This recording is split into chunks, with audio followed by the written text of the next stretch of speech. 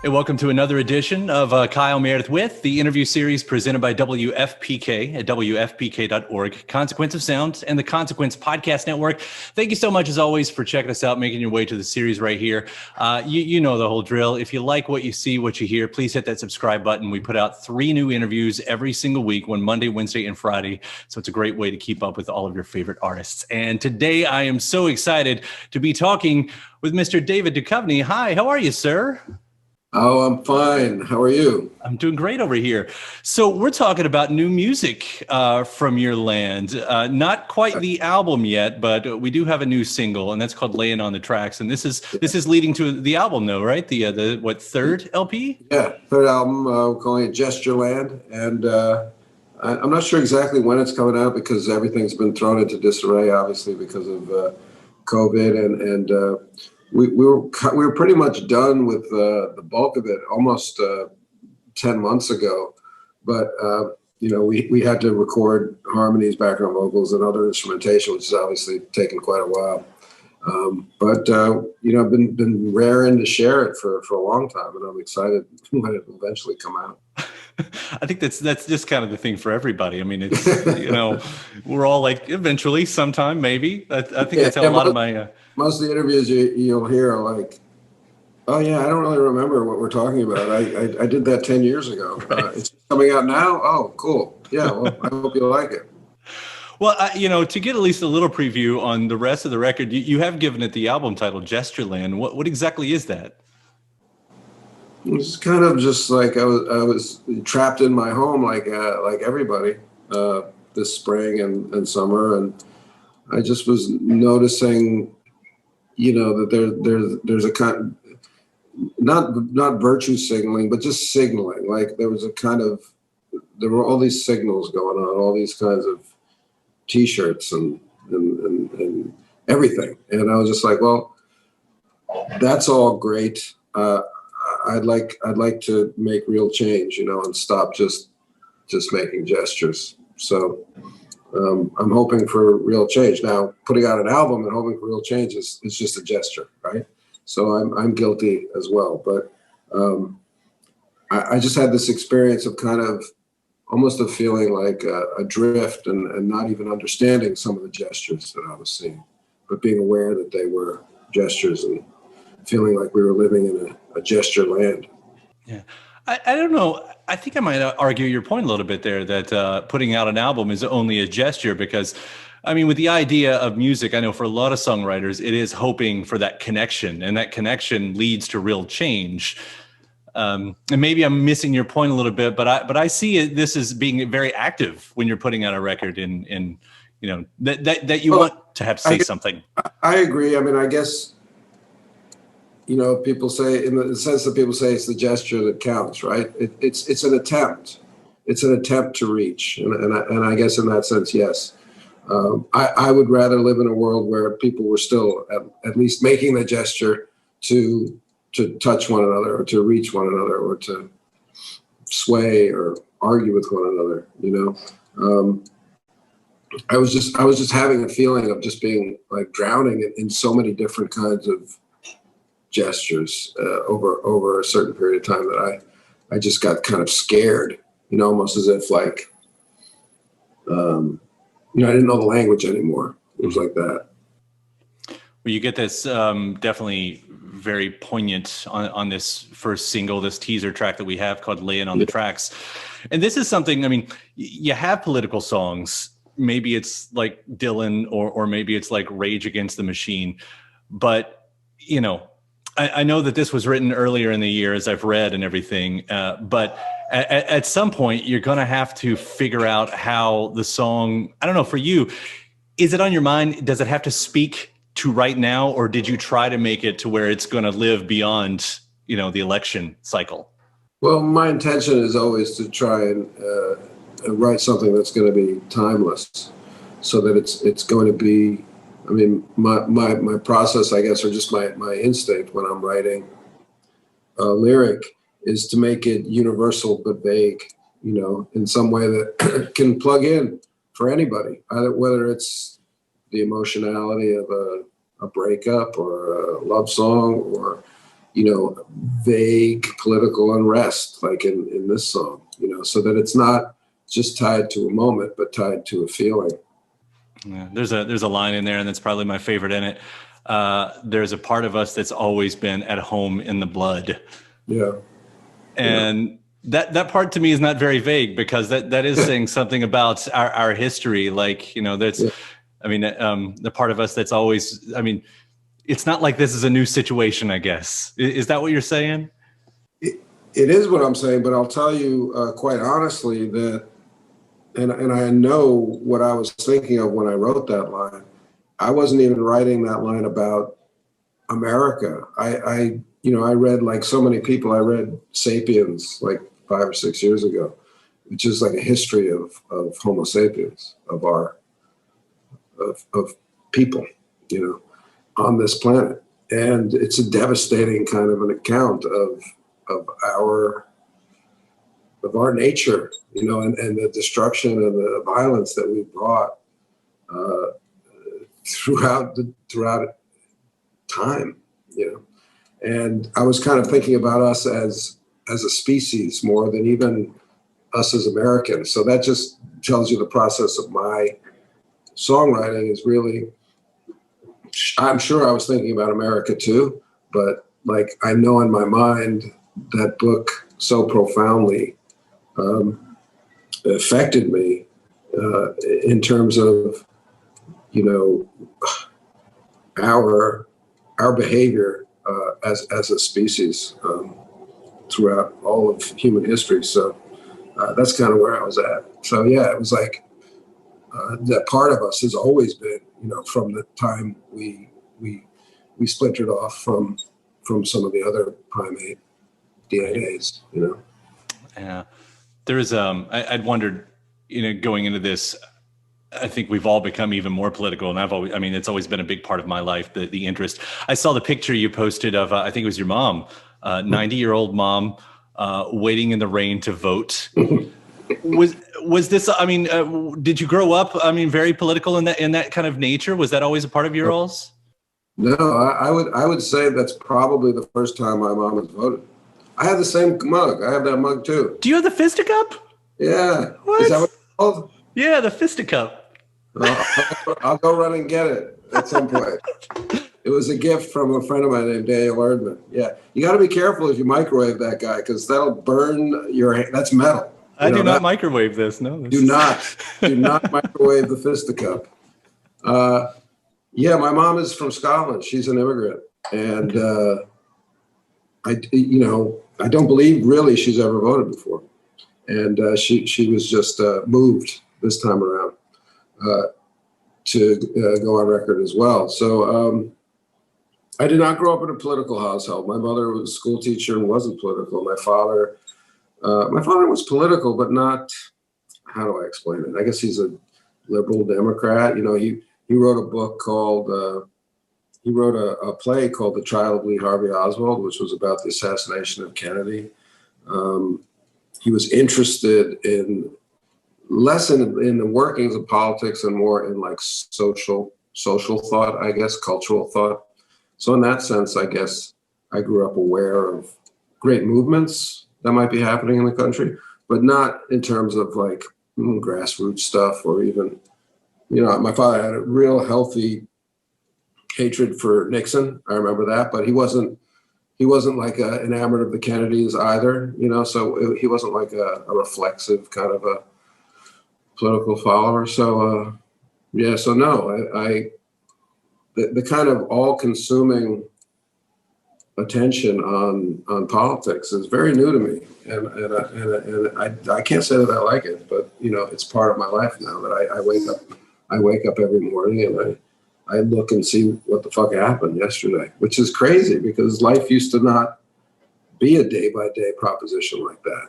Right. It was 4 years by 4 years, or a month by a month, or a year by year, but it was certainly, now it's hourly. It's hourly. And it's not just all on Trump's doorstep. It has to do with the fact we have this technology too, to be able to check in. But right. It's tough to have your own mind. Well, it's so with what's left to hear from Gestureland, which is the entire record beyond Layin On the Tracks. Yeah. I mean, is there more of that on there? I mean, would you call this a political album? Does it still kind of take on everything? Oh, let me get back to like a little bit about why Gestureland, because I haven't been asked that before, because I haven't been talking about it. But I think also I was responding to kind of the way one is forced to communicate through Twitter and through social media, which is in symbols and signs and quick kind of pops, and that it kind of precludes deep thinking in a way in favor of throwing out marks of affiliation. And I found that to be dangerous and unsettling. So I think that's more of where I was coming from. So what was that last question? Well, I was asking if that, if this song is really representative of the rest of the record. I mean, do you go further down that path? I think less specifically. Like I have a line: "A stupid orange man in a cheap red hat." I mean, I can't get much more pointed than that. Well, that rhymes. I could have continued on, but I don't have lines like that. I don't have lines where you allegorically go, this is about that or this is about something else. There's a share of love songs or of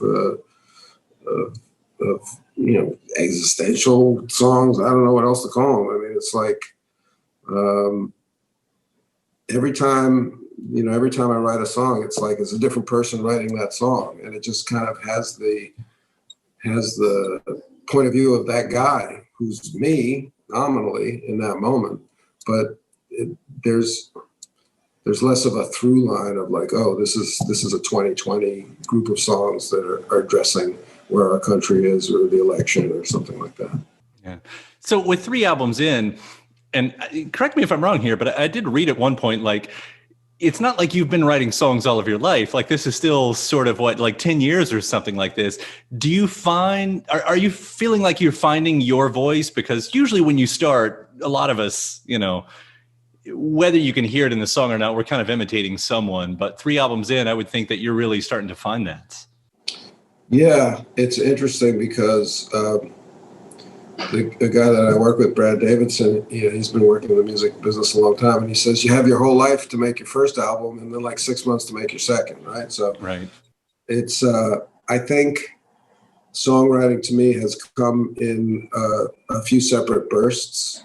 The first one was the longest because I didn't know I could do that. I didn't know I'd never written a song. So all of a sudden I started just writing songs, And then there was a period after that I thought I should really continue to write songs, because nobody was saying, you must write songs, and I didn't have to write a song to eat or anything like that. So there was no external pressure on me to write a song, and there wasn't necessarily that much time. So I really had to at some point tell myself, now I've got to write some songs, because I won't write a song unless I write a song.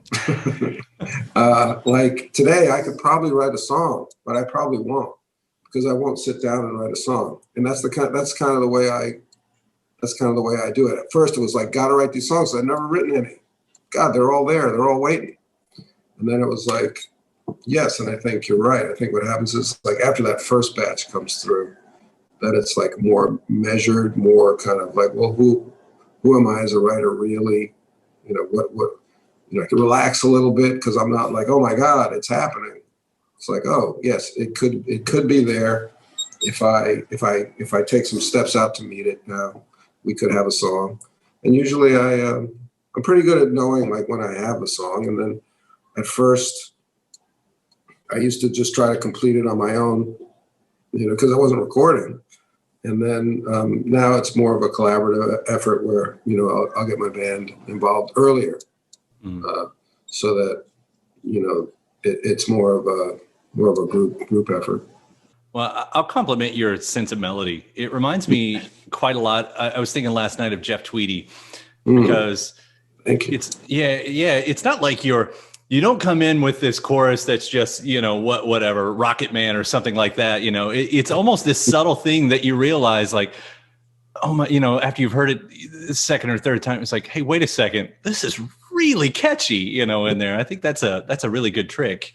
Well, thank you. I mean, I think part of it is probably, limitations being, my friend. Like I would never write the chorus to Rocket Man because I can't sing it. And I was like, so it might happen if I was with the band, and I'd say to Colin, who's got a far greater range than me, I'd say, I'm hearing it up here. Can you get there? But if I'm sitting alone, I'm not going to do that. But yeah, I mean, I thank you. I think that I love melody. I mean, I've always loved a nice melody, and I certainly love Jeff Tweedy and guys like Petty. Just very kind of not straight ahead, but like and simple's the wrong word too, but just like real rock and roll type. Yeah, catchy the first time you hear it. It's nice to. It's not a complicated memory. You can kind of memorize it first time through, Right. It's all in there.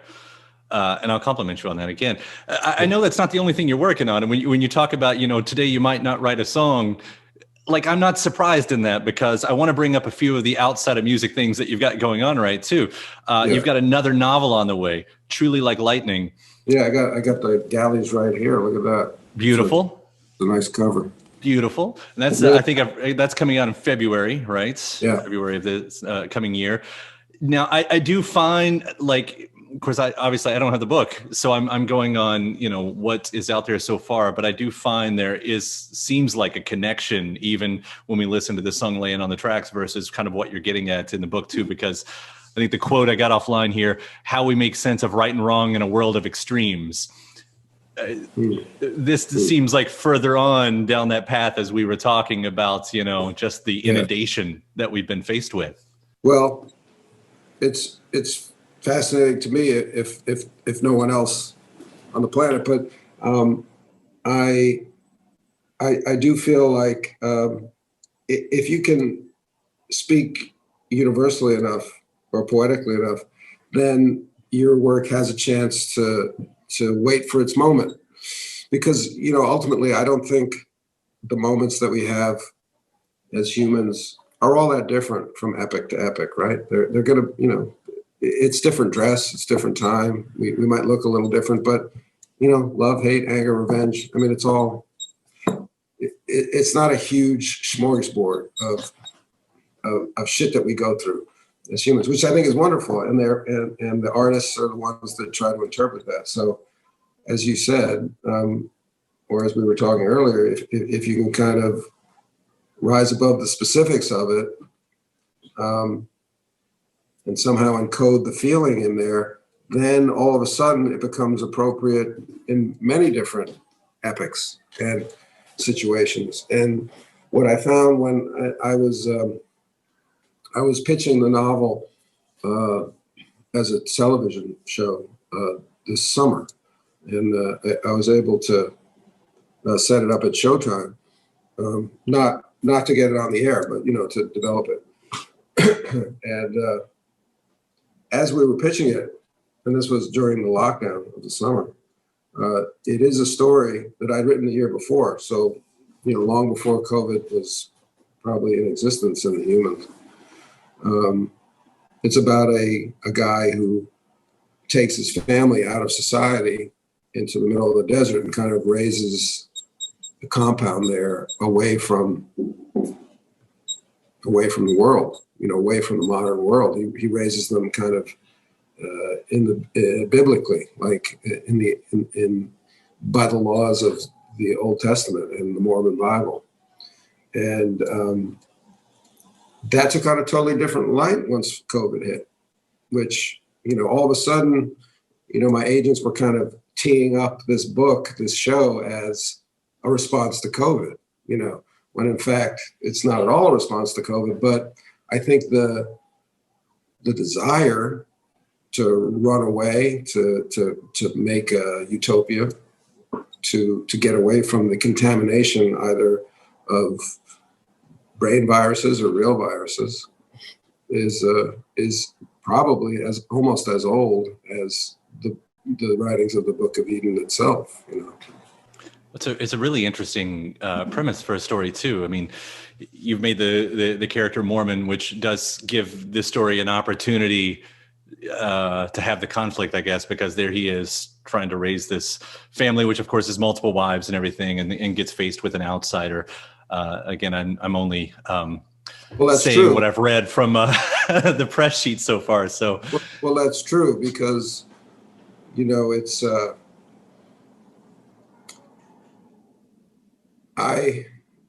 it's a weird conversation to have, but, you know, clearly it's illegal to have multiple wives in this country. It's against the law. But if you look at Mormon history or Mormon founding, then it was more like the law that you should. Mm-hmm. And it's these questions of, and I think modern day Mormons have different feelings about it, but it's a question of what is custom, what is customary, and the difference between what is customary and what is right, what is customary and what is moral, what is customary and what is ethical, changes very drastically from civilization to civilization and from century to century. And that's kind of what the book is about as well. It's kind of step back and look at my own relativism in a way. And what's my true morality, aside from my knee-jerk response to certain things that I'm seeing? And what's really coming from me as a human being when I watch something and I have this feeling, isn't that my morality, that my empathy coming out, or my outrage, or my being appalled? Isn't that like my natural morality? And shouldn't I somehow honor that rather than some customs that have come up in the last 100 years, 200 years, 500 years, whatever, different clothes? So that's kind of what it's about. Do you find that you figured that part out as the story progresses, or do you go into the story trying to solve that riddle within yourself and then coming up with a plot that, you know, gives it the vehicle? It's a really good question because it's like a knot that I couldn't untie for you. I had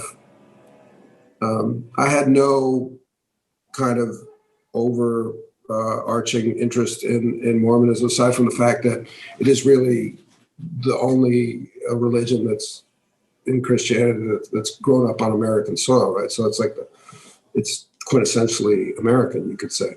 And then they had some precepts like polygamy and something else called blood atonement, which were very cool in terms of being able to be plot drivers for me.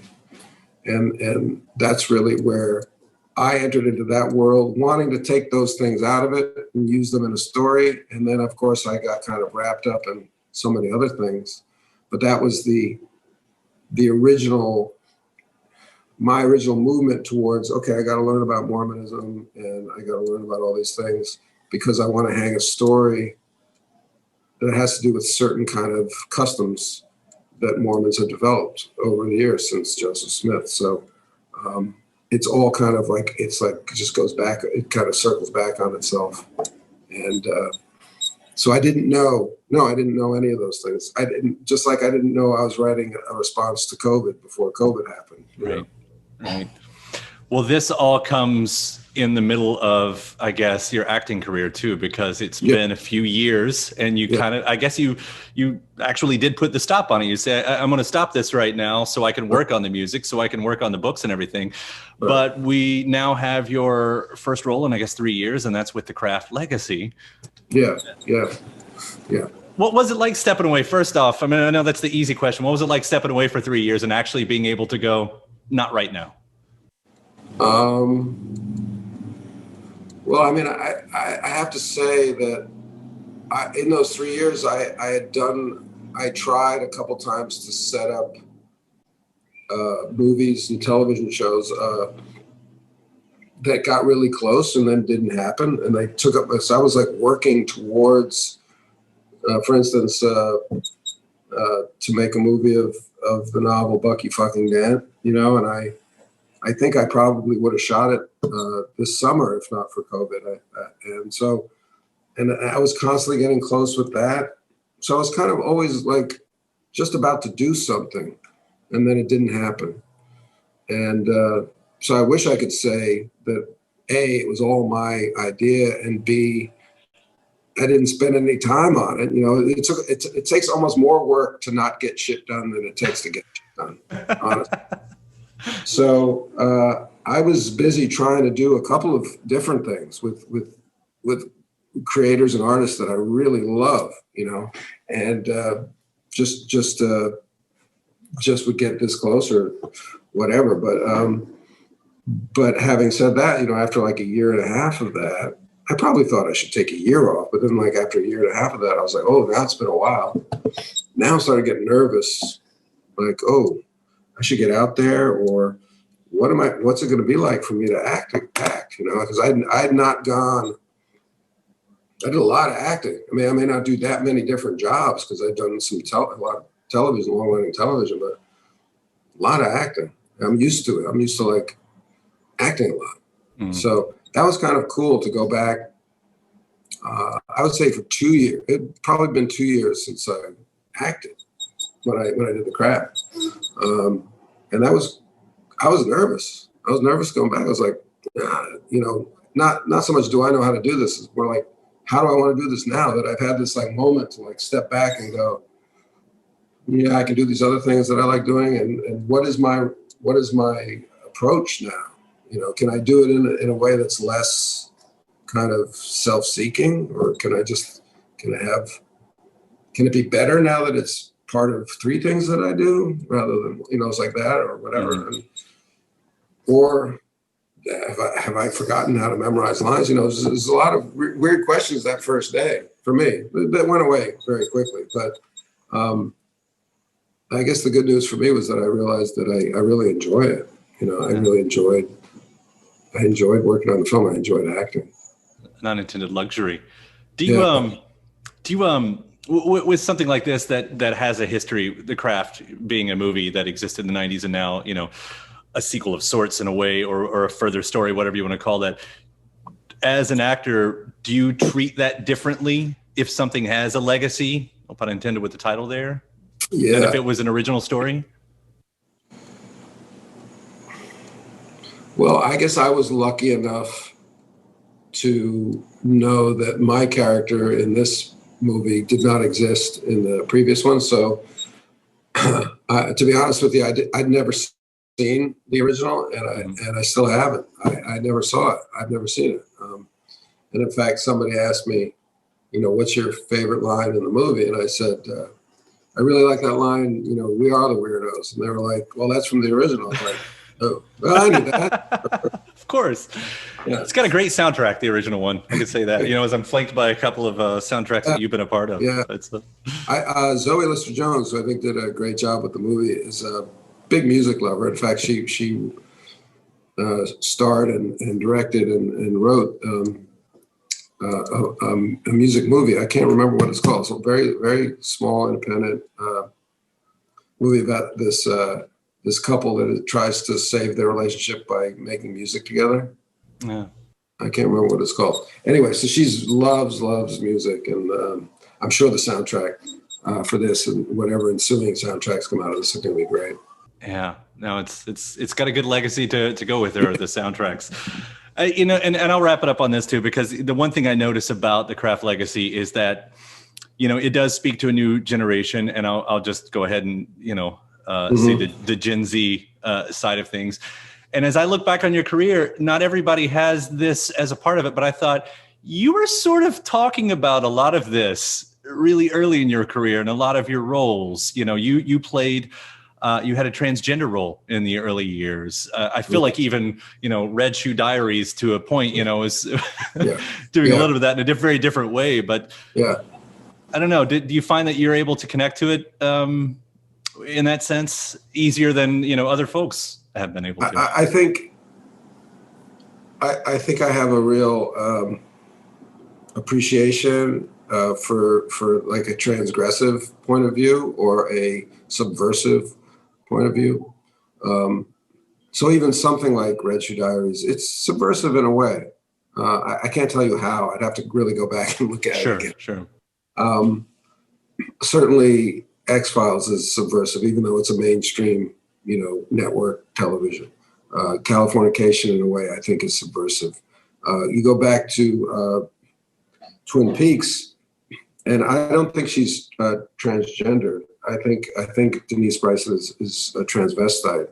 I could be wrong. It's been a long time, But it was very interesting doing that role again in 2017, I think is when I did it, and reading some stuff about how, okay, he's allowed to do it because he did it before, but if we were casting that role now, we'd have to cast it this certain way. That was interesting. So I think I just respond to kind of outsiders in a way, even though, right now I'm the ultimate insider, being, male, white, my age, but that's just the way I'm drawn, like Jessica Rabbit, on the inside, I feel transgressive. Well, I'll even bring up, the great moments on the Garry Shandling show. I mean, here you are saying, no, I'm not gay, but I wish I was, because I think that's your actual line there, because that was that kind of spawned a million bromance jokes in a way. That was kind of maybe one of the first times that kind of a thing. I would say that's, I would be comfortable like walking into that area and trying to act in it and trying to figure out what it is. Yeah. Well, David, I certainly do love what you do with everything. And I'll bring up the most recent stuff. The Craft Legacy is out, Truly Like Lightning, February of 2021, and Gestureland at some point.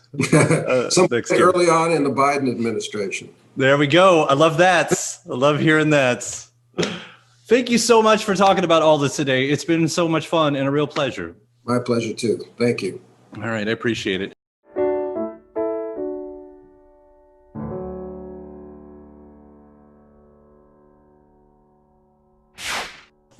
Just so you know, I'm not full of it.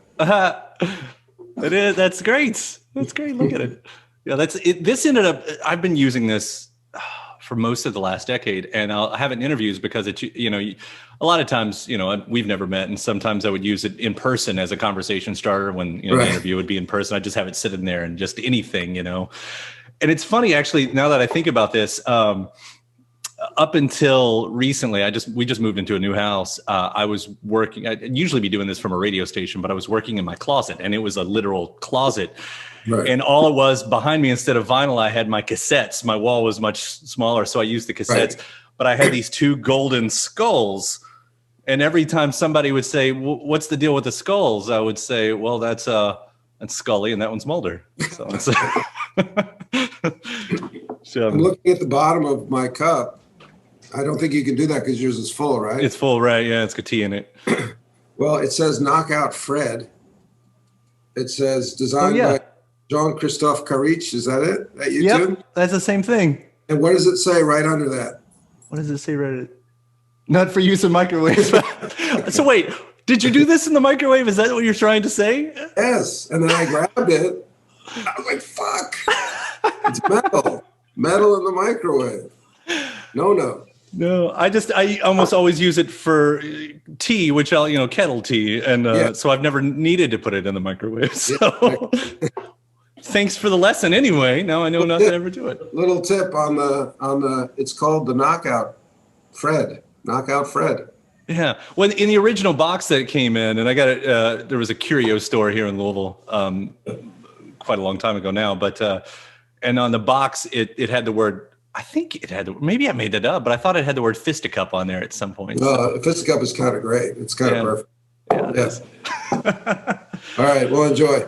Thank you so much. We'll see you around. And really, I'm looking forward to that book. I mean, it sounds super cool. And when the record's out, maybe we can do a deeper dive into this or something. So love to. All right, man. Take care. Hey. Bye.